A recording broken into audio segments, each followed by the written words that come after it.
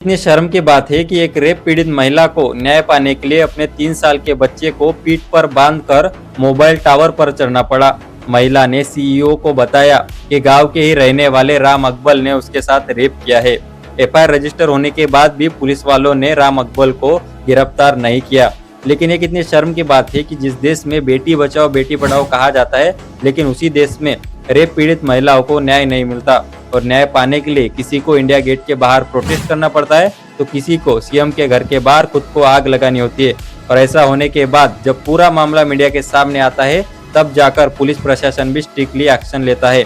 Example के तौर पे उन्नाव रेप केस लेते हैं।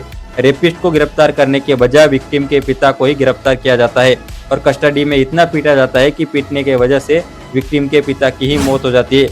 इतना सब कुछ होने के बाद जब विक्टिम सीएम के घर के बाहर खुद को आग लगाने की कोशिश करती है तब ये मामला मीडिया के सामने आता है।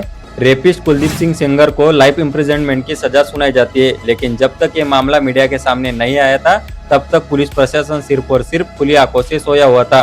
और सिर्फ खुली आंखों से सोया हुआ नहीं था तो उन्होंने एक बेगुनाह की हत्या भी की है। हमारे देश में पुलिस प्रशासन सिर्फ और सिर्फ पैसों के लिए बिकाऊ है, तो हमें ऐसा पुलिस प्रशासन नहीं चाहिए। और सिर्फ पुलिस प्रशासन ही नहीं, हमारा पूरा सिस्टम सिर्फ और सिर्फ पैसों के लिए काम करता है। पैसों की वजह से या फिर एविडेंस ना मिलने की वजह से इन जैसे दरिंदों को बाइज्जत बरी किया जाता है और फिर यही दरिंदे किसी और लड़की का शिकार करते हैं और ये सिलसिला इसी तरीके से चलता है। क्यों चलता है? क्योंकि हमारा सिस्टम ही करप्ट है।